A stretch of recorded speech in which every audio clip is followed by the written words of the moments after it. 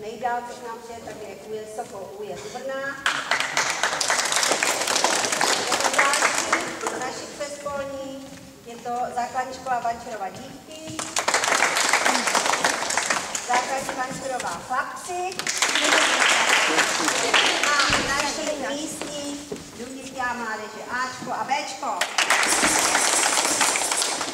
Tady je to vlastně vyházené, tak jak jsme zvyklí, tady jsme se nedávno domluvili, že teda budeme tu osuvku dělat od půlky, to znamená, nemusíte letat po celém letišti, jsme to hráli jak vyházenou.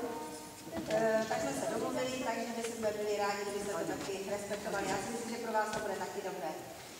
Co se týče rozhodčí, tak je tady pan Stanislav Mikl a Barbora Nováka, který se oficiálně rozhodčí. Jmenujeme Lidvíkova, které jsem garant. Takže vám popřeju mnoho úspěchu, mnoho štěstí tady, když to potřebujete, tak to samozřejmě můžete dopiat smůla. Takže to taky potřebujete k tomu sportu. A jinak ti, co nebudou, prosím vás, poprosí, tak budou nahoru a budou tady jenom ti, co prostě hrají.